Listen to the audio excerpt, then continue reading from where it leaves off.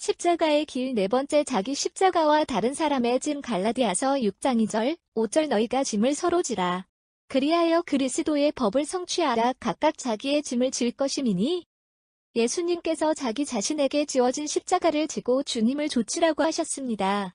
어떻게 보면 개인적인 십자가라는 표현이 개인주의적인 신앙을 조장하시는 말씀처럼 오해할 수 있습니다. 그러나 성경의 가르침은 그렇지 않습니다. 예를 들어 사도 바울은 각자 자신의 짐을 지라고 명령을 하면서도 또한 서로의 짐을 져주고 특히 연약한 사람의 짐을 함께 지라고 가르치셨습니다. 갈라디아서 6장 1절에서 5절.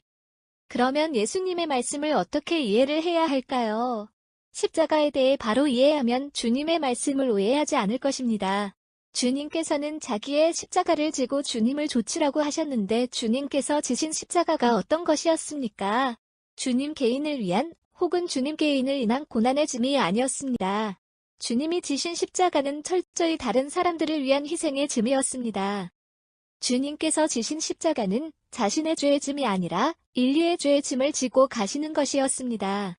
주님이 십자가에서 고통당하신 것은 인류의 고통을 대신 담당하시기 위한 것이었습니다.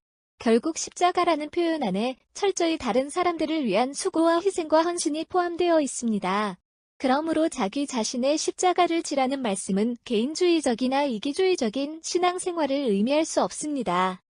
이상적으로 그림을 그린다면 주님의 제자들이 한 손으로 자신들의 십자가를 지고 주님을 쫓아가면서 다른 한 손으로는 다른 연약한 제자들의 십자가를 같이 들어주면서 나아가는 모습을 그릴 수 있습니다. 그러나 굳이 그렇게 할 필요가 없는 것은 제자들이 지고 가는 십자가 그 자체가 자신의 짐뿐 아니라 다른 연약한 사람들의 짐이기 때문입니다.